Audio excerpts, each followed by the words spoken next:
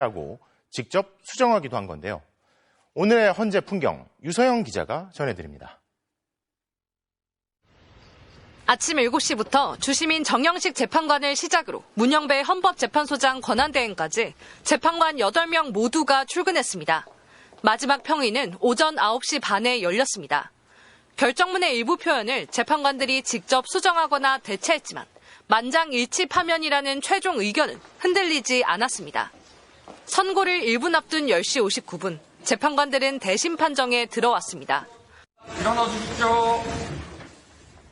먼저 방청석을 향해 인사를 한 뒤 앉았고 사진기자용 촬영 시간이 몇 초간 주어졌습니다. 선고 도중 촬영 장비를 움직이거나 재판관 착석 후 플래시를 터뜨리는 것은 법정 질서 유지 차원에서 제한됐습니다. 지금부터 2024 헌납 8 대통령 윤석열 탄핵 사건에 대한 선고를 시작하겠습니다. 주문을 포함한 선고유지 전문은 문영배 헌법재판소장 권한대행이 읽었습니다. 미래 정치가 나아갈 길에 대해 제언을 할 땐 국회 측과 윤 전 대통령 측을 번갈아 바라보았으며 12.3 비상계엄 당일 계엄 해제 의결이 이뤄질 수 있었던 이유로 시민들의 저항을 꼽을 땐 일반 방청객들이 앉아있는 방청석에 눈길을 주었습니다. 시민들의 저항과 군경의 소극적인 임무 수행 덕분이었으므로 문 대행은 주문을 읽기 직전 정확한 시각을 확인했습니다. 지금 시각은 오전 11시 22분입니다. 대통령을 파면한다는 주문은 방청석을 바라보며 말했습니다. 주문, 피청구인 대통령 윤석열을 파면한다. 문 대행이 대심 판정을 나서기 전 김영두 재판관의 어깨를 두드리는 모습도 포착됐습니다. 선고가 끝난 뒤 국회 측 대리인단이 서로 등을 두드리며 악수를 나눈 반면 윤 전 대통령 측 대리인단은 허탈한 웃음을 짓거나 허공을 바라보다 자리를 떴습니다. MBC 뉴스 유서영입니다. 법조팀 이준희 기자와 좀 더 얘기해 보겠습니다. 이 기자, 이게 결정문이 결정 자체가 길게 나왔지만 사실 의미를 간단하게 요약한다고 하면 이 기자는 어떻게 요약할 수 있겠습니까? 12.3 비상계엄은 윤석열 대통령이 군경을 동원해 사실상 국회 무력화를 시도했고 시민과 군이 막았다. 이렇게 요약해 볼 수 있겠습니다. 네. 결정문을 보면 마지막 계엄이 선포된 지 45년 만에 정치적 목적으로 계엄을 선포해 국가 긴급권 남용의 역사를 재현했다. 군인들이 또다시 일반 시민들과 대치하는 상황을 발생하게 했다. 이렇게 돼 있습니다. 네. 그러면서 나오는 게 박정희 전 대통령의 1972년 비상계엄 선포 그리고 전두환의 1980년 비상계엄 전국 확대인데요. 윤 전 대통령의 이번 행위도 그 연장선에 있다는 의미입니다. 그런데 왜 성공하지 못했느냐? 시민들의 저항과 군경의 소극적인 임무 수행 덕분에 계엄 해제가 가능했다는 게 재판부 판단입니다. 그러니 역사를 아픈 과거로 되돌리려고 했던 대통령은 파면할 수밖에 없다는 거죠. 사실 이 헌재 선고가 길어지면서 5대3 교착설부터 해서 막판에는 4대4 기각설까지 여러 지금 결과적으로 보면 억측이 많았잖아요. 그런데 결과는 8대0 만장일치였고요. 그럼에도 불구하고 이렇게 길어진 이유가 있을 텐데 그건 어떤 걸까요? 네, 5대3 교착설 그리고 4대4 기각설 모두 사실이 아니었습니다.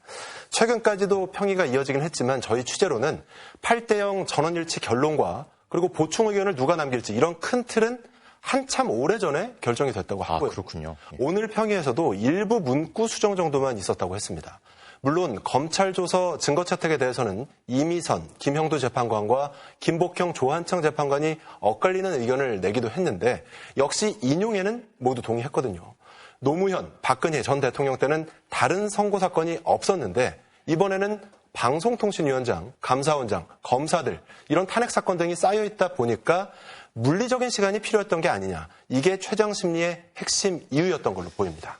자, 윤 전 대통령이 이제 탄핵이 됐으니까, 파면이 됐으니까 벌을 받은 것 아니냐, 이렇게 보시는 분들도 있는데 사실 징계랑 처벌 다른 거잖아요.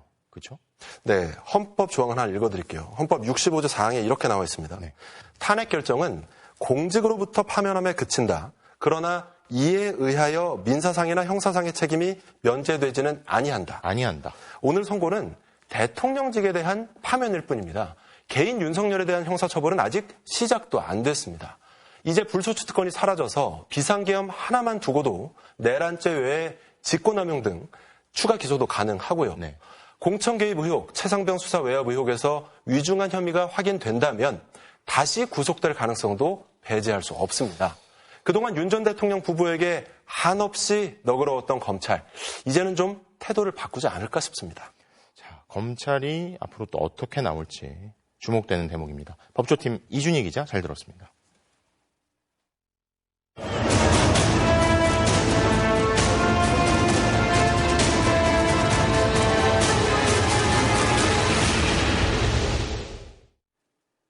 윤석열 전 대통령. 당장 호칭이 대통령에서 전 대통령으로 바뀌었는데요. 임기를 제대로 마친 다른 전직 대통령들과는 예우가 전혀 다릅니다. 헌법을 위반해 파면당했기 때문인데요. 윤석열 전 대통령이 파면 결정으로 잃게 된 것들, 김재경 기자가 정리했습니다. 지난 2017년 3월 21일 박근혜 전 대통령이 뇌물수수 등의 혐의로 검찰에 출석했습니다. 헌법재판소가 박 전 대통령을 파면한 지 11일 만이었습니다. 박 전 대통령은 결국 파면 21일 만에 서울구치소에 구속수감됐습니다. 대통령직에서 파면되면서 형사처벌을 받지 않는 불소추 특권이 사라졌기 때문입니다. 공교롭게도 국정농단 특검수사팀장으로 박 전 대통령을 구속시켰던 윤석열 전 대통령은 박 전 대통령에 이어 헌정사상 두 번째 파면당한 대통령이 됐습니다. 윤 전 대통령은 불소추 특권 대상이 아닌 내란죄를 저질렀기 때문에 이미 수사기관 수사를 받고 재판에 넘겨졌고 추가로 다른 혐의에 대한 수사도 줄줄이 이어질 것으로 전망됩니다. 더구나 박 전 대통령처럼 위헌적인 행위를 저질렀다는 이유로 임기를 못 채우고 파면됐기 때문에 전직 대통령으로서 예우도 줄줄이 박탈당하게 됐습니다. 전직 대통령에겐 현직일 때 연간 보수 약 2억 6천여만 원에 95%에 달하는 연금, 사무실 운영경비, 비서관 3명, 운전기사 1명이 지원되지만 파면당한 윤석열 전 대통령은 이런 혜택을 전혀 받을 수 없습니다. 또 국민묘지에 안장될 자격도 없어졌고 본인과 가족 치료비는 물론 자신의 기념사업 지원도 받지 못합니다. 국비로 운영되는 관저에서도 나와야 하지만 기간에 대한 규정은 없습니다. 2017년 파면된 박근혜의 경우 약 이틀 정도 걸렸던 전례가 있습니다. 윤 전 대통령은 한때 국가 최고 기밀을 접했다는 이유로 경호도 받습니다. 본인과 가족, 자택에 대한 25명 안팎 규모의 경호 경비 지원을 받지만 역시 다른 전직 대통령보다 5년이 짧은 최장 10년까지만 받을 수 있습니다. MBC 뉴스 김재경입니다. 파면 결정 이후 나온 윤석열 전 대통령의 입장문에는 지지자들에 대한 감사와 미안함만 담겼습니다. 헌재 결정을 존중한다는 말도 12.3 비상계엄에 대한 사죄도 끝내 없었습니다. 홍익표 기자가 보도합니다. 윤석열 전 대통령이 헌법재판소의 파면 결정 2시간 30여 분 만에 입장을 밝혔습니다. 사랑하는 국민 여러분께로 시작하는 한 장짜리 입장문에서 윤 전 대통령은 그동안 대한민국을 위해 일할 수 있어 큰 영광이었다고 적었습니다. 이어 많이 부족한 자신을 지지하고 응원해주신 여러분께 깊이 감사드린다면서 여러분의 기대에 부응하지 못해 너무나 안타깝고 죄송하다고 사과했습니다. 국민 여러분께라고 입장문을 시작했지만 정작 사과의 대상은 자신을 지지하고 응원한 여러분으로 한정한 듯 표현했습니다. 또 기대에 부응 못한 점을 사과의 이유로 들었을 뿐 헌법재판소가 조목조목 위헌으로 못 박은 비상계엄은 전혀 언급하지 않았습니다. 파면 결정을 수용하는 듯한 태도였지만 헌재 결정을 존중한다는 상투적인 승복의 표현조차 찾아볼 수 없었습니다. 내심 윤 전 대통령의 직무 복귀를 기대했던 대통령실은 침묵했습니다. 정진석 비서실장 등 수석급 고위 참모진 전원은 대통령 권한대행 한덕수 총리에게 다시 한번 사의를 표명했습니다. 고위 참모들의 일괄 사의 표명은 비상계엄 뒤 이번이 3번째인데 한 총리는 현 상황이 엄중하다며 사의를 다시 반려했습니다. 한덕수 총리는 치안 상황을 점검한 뒤 대국민 담화를 통해 국민과 정치권을 향해 분열과 갈등을 멈춰달라고 당부했습니다. 헌정사상 두 번째로 현직 국가 원수의 탄핵이라는 불행한 상황이 발생한 것을 무겁게 생각합니다. 한 총리는 굳건한 안보태세 유지와 치안질서 확립도 거듭 강조하면서 다음 정부가 차질 없이 출범할 수 있도록 차기 대통령 선거 관리에 최선을 다하겠다고 밝혔습니다. 다음 주 8일 정례 국무회의가 예정돼 있는데 한 총리가 이날 논의를 거쳐 차기 대선일을 결정할 거란 전망도 나옵니다. MBC 뉴스 홍익표입니다. 이제 윤석열 전 대통령과 김건희 여사는 한남동 관저에서 나와 다른 곳으로 거처를 옮겨야 하는데요. 현재로서는 앞서 거주하던 서초동 아크로비스타가 유력한데 언제쯤 돌아가게 될지 현장 연결해 보겠습니다. 신수아 기자, 그곳 분위기 어떻습니까? 네, 윤석열 전 대통령 사저인 서울 서초구 아크로비스타 아파트에 나와 있습니다. 말씀하신 것처럼 윤 전 대통령과 김건희 여사는 이제 관저를 나와야 하는데요. 제가 있는 이곳 아크로비스타 아파트 사저로 돌아올 가능성이 높습니다. 아직 경찰이 추가로 배치되거나 별다른 움직임은 보이지 않고 있습니다. 만약 이곳으로 돌아오는 것이 확정된다면 경호처 직원 등이 와서 사전 점검 등을 하게 될 걸로 보입니다. 윤 전 대통령이 언제까지 관저를 비워줘야 한다는 명확한 법 규정은 없습니다.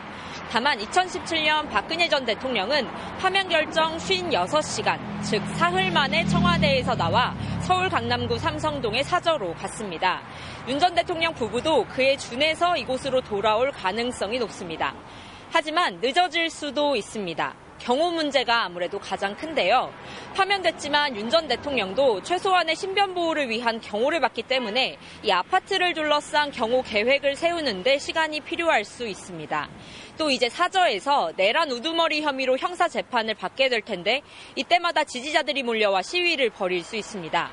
공동주택인 아파트 주민들이 불편을 호소할 수도 있다는 점에서 윤 전 대통령 측이 다른 장소로 이사가는 걸 고려할 수 있는데요. 이렇게 제3의 장소를 찾다 보면 한남동 관저에서 나오기까지 상당 시간이 걸릴 가능성이 있는데 이럴 경우 또 다른 논란이 일 것으로 보입니다. 지금까지 윤 전 대통령 사저 앞에서 전해드렸습니다.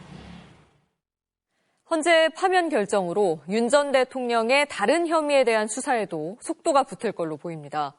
윤 전 대통령은 아직까지 내란 우두머리 혐의만으로 형사재판을 받고 있는데요. 불소추 특권이 사라진 만큼 직권남용, 외환, 특수공무집행 방해 등 추가 혐의 수사를 위한 대면 조사가 불가피해 보입니다. 김상훈 기자입니다. 헌재 결정으로 윤 전 대통령의 불소추 특권은 박탈됐습니다. 윤 전 대통령 추가 기소나 재구속 가능성이 열린 셈입니다. 내란 우두머리 혐의로 구속 기소돼 재판을 받다 구속 취소 청구가 받아들여져 석방된 윤 전 대통령은 다른 혐의들도 함께 받고 있습니다. 우선 비상계엄 과정에서 부하들에게 의무 없는 일을 하게 한 직권남용 혐의를 받습니다. 앞서 검찰은 김용현 전 국방장관을 구속하면서 내란죄와 함께 직권남용 혐의를 적용했습니다. 즉, 내란 우두머리 혐의로만 기소된 윤 전 대통령 역시 직권남용 혐의로 추가 기소할 경우 구속 가능성이 있는 겁니다. 외환 유치 의혹도 받고 있습니다. 12.3 비상계엄의 배후로 지목된 민간인 노상원 전 정보사령관 수첩에는 NLL에서 북의 공격 유도라고 적혀 있었습니다. 실제로 지난해 10월 국방부가 평양에 무인기를 침투시켜 대북전단을 살포한 의혹이 제기된 바 있습니다.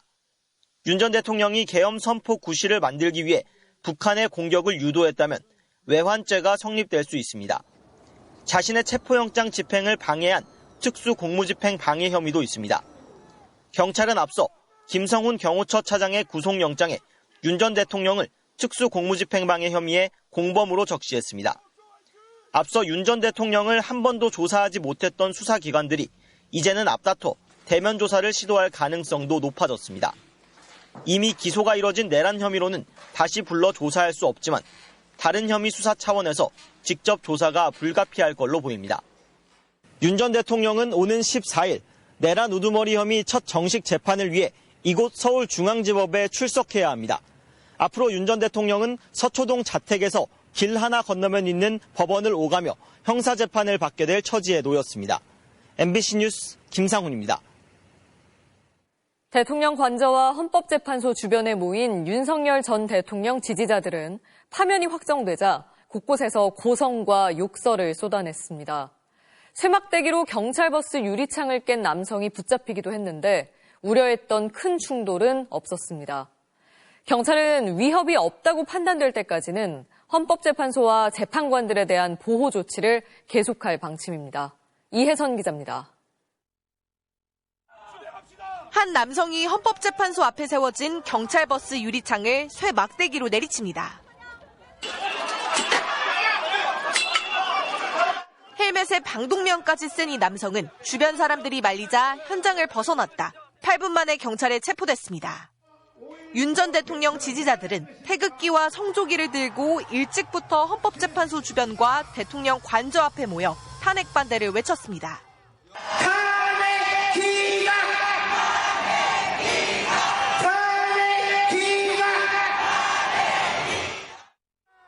헌법재판소가 만장일치로 파면을 선고하자 곳곳에서 욕설과 고성이 터져나왔습니다.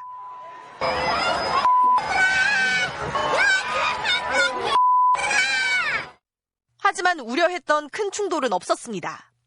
대통령 관저 앞에서 분신을 시도하겠다는 신고가 접수됐지만 확인되지 않았고 쇠 막대기를 든 일부 시위대가 헌법재판소 방향으로 가려는 모습도 포착됐지만 경찰에 가로막혔습니다. 경찰 비공식 추산으로 한때 16,000명까지 모였던 대통령 관저 앞 시위대도 파면 선고 직후 그 수가 빠르게 줄어들었습니다. 서울에만 14,000명의 기동대를 투입하는 등 경찰의 경계가 강화된 데다 서부지법 폭동 이후 윤 전 대통령 지지자들의 폭력 시위에 대해 싸늘해진 여론도 영향을 준 것으로 보입니다. 경찰은 집회 규모가 줄면서 저녁 6시를 기해 가포 비상을 해제하고 서울에만 한 단계 낮은 을호 비상을 유지하기로 했습니다. 출입이 통제되고 열차가 무정차 통과했던 서울 지하철 안국역과 한강진역도 오후 들어 정상 운행이 재개됐습니다. 국회와 대사관, 언론사 등 경찰 기동대가 배치된 다른 곳에서도 별다른 마찰은 없었습니다. 경찰은 다만 파면 선고에 불만을 품은 지지자 일부가 헌법재판소를 겨냥할 수 있다고 보고 주변 150m의 이른바 진공 상태는 순차적으로 줄이고 보호 조치도 당분간 이어가기로 했습니다. 또 헌법재판관 8명에 대한 전담 경호와 자택 순찰도 위협이 없다고 판단될 때까지는 계속하겠다고 경찰은 밝혔습니다. MBC 뉴스 이혜선입니다. 내란 국면에서 각종 음모론을 퍼뜨리고 폭력 사태를 선동했던 극우 유튜버들은 어떤 반응을 보였을까요? 아직까지도 부정선거 망상에서 벗어나지 못한 채 윤 전 대통령이 상황을 반전시킬 증거를 내놓을 수 있을 거라고 선동을 이어갔는데요. 윤수환 기자의 보도입니다. 역사 강사 전한길 씨는 내란 옹호 집회마다 늘 주목받는 연사였습니다.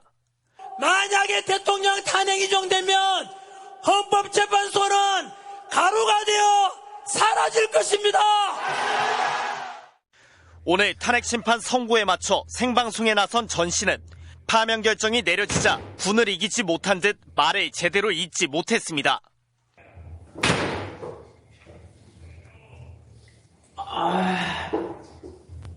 헌재 결정에 승복한다면서도 선고가 언제나 옳은 건 아니라며 불만을 숨기지 않았습니다.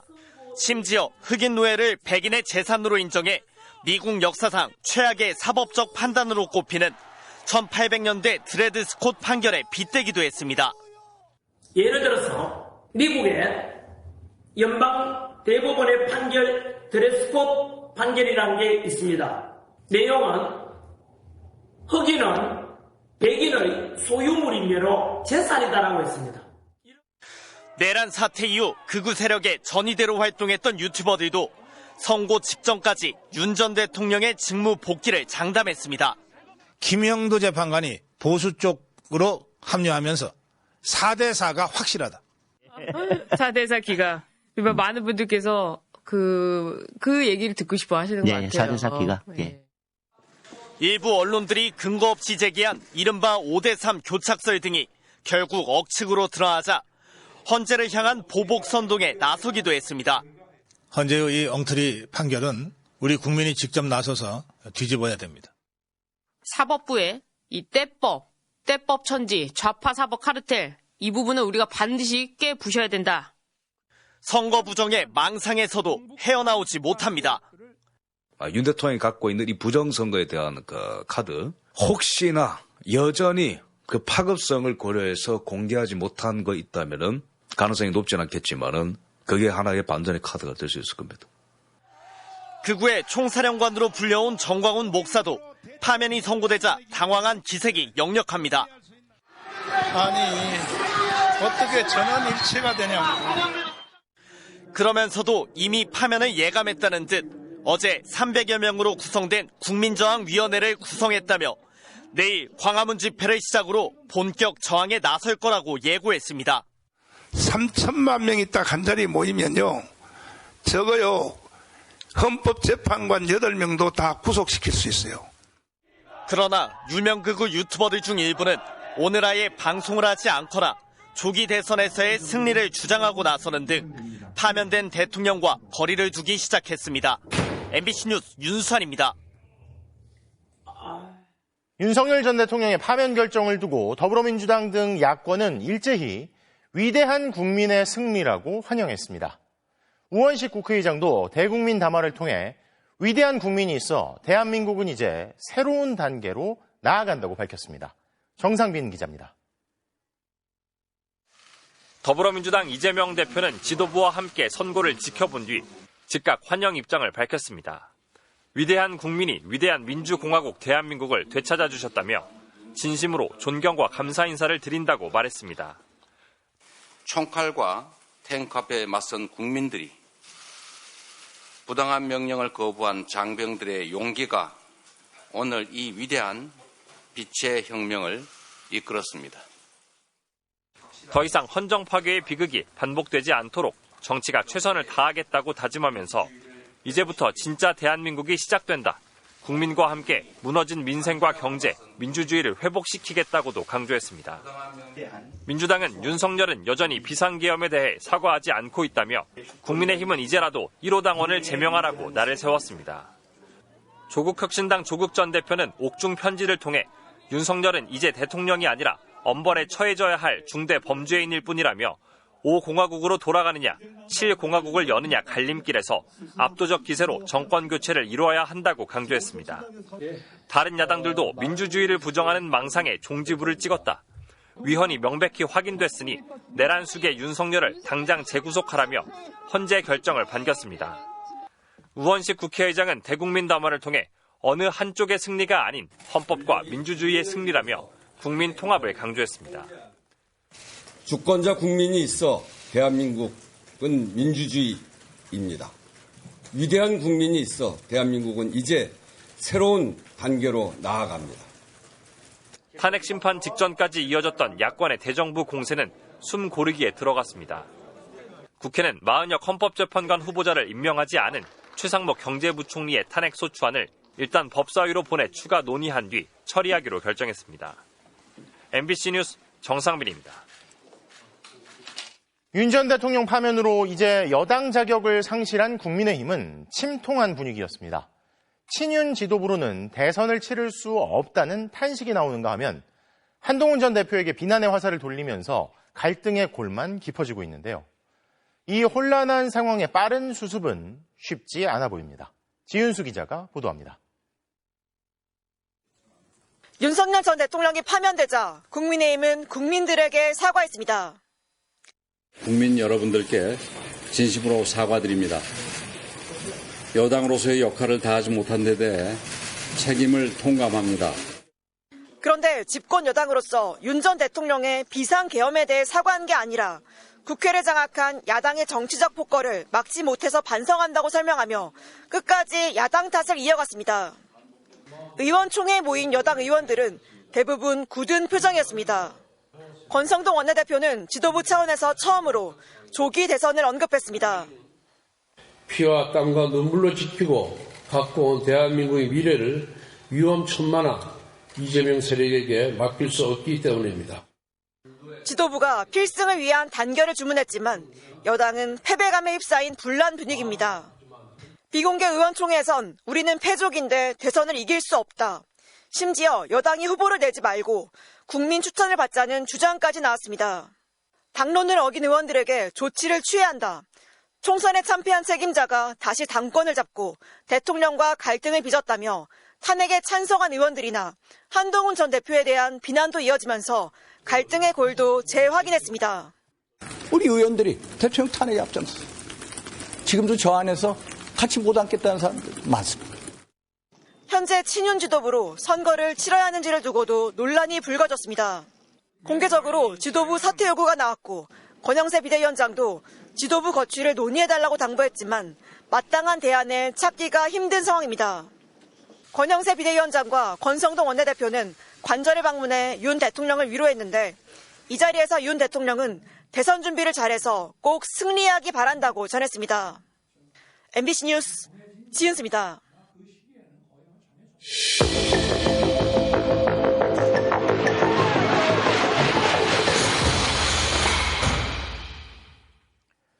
사람에게 충성하지 않는다는 말과 함께 스타가 된 검사는 대통령 자리까지 거머쥐었지만 윤석열 전 대통령 임기 동안 국민들은 그 말의 숨은 뜻이 무엇인지를 제대로 알게 됐습니다. 공정하지도 상식적이지도 유능하지도 않았던 지난 3년, 강현섭 기자가 돌아봤습니다. 역대 최소인 0.73%포인트 차이로 대권을 거머쥔 윤석열 전 대통령은 취임사에서 자유와 소통, 공정을 외쳤습니다.